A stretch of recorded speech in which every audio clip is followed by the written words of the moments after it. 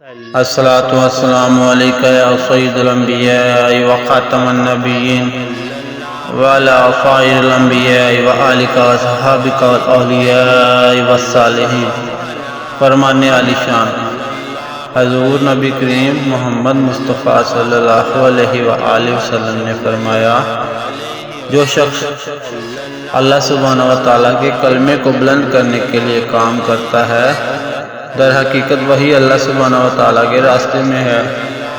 مسند احمد حدیث نمبر 19722۔ یہ حدیث نیت، مقصد اور اخلاص کے ایک عظیم اسلامی اصول کو نہایت جامع انداز میں واضح کرتی ہے۔ اصل معیار نیت اور مقصد ہے۔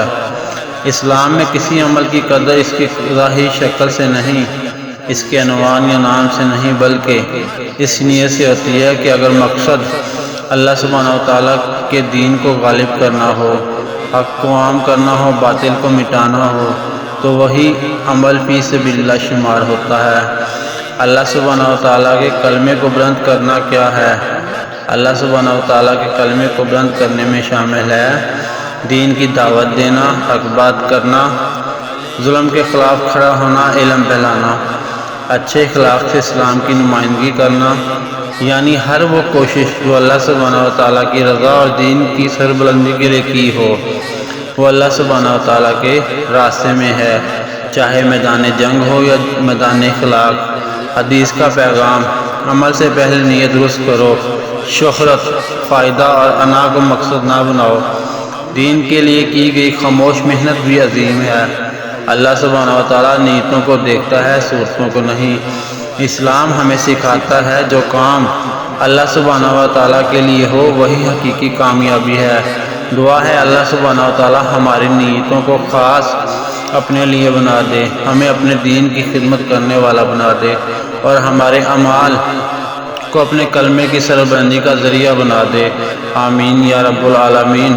حضرت اسامہ بن زید رضی اللہ تعالی عنہ بیان کرتے ہیں کہ میں نے سنا تھا حضور نبی کریم محمد مصطفیٰ صلی اللہ علیہ وآلہ وسلم کو فرماتے ہوئے، بروز قیامت ایک شخص کو آگ میں ڈال دیا جائے گا تو اس کی آنتیں پیٹ سے باہر نکل آئیں گی، اور وہ ان کے گرد اس طرح گھومے گا جیسے گدھا چکی کے گرد گھومتا ہے۔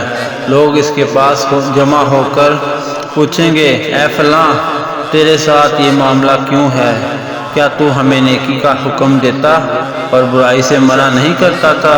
تو وہ کہے گا، ہاں، کیوں نہیں، بے شک میں تمہیں نیکی کا حکم دیتا تھا لیکن خود نہیں کرتا تھا، اور میں تمہیں برائی سے روکتا تھا لیکن بذات خود اس کا ارتکاب کیا کرتا تھا۔ صحیح مسلم 2979۔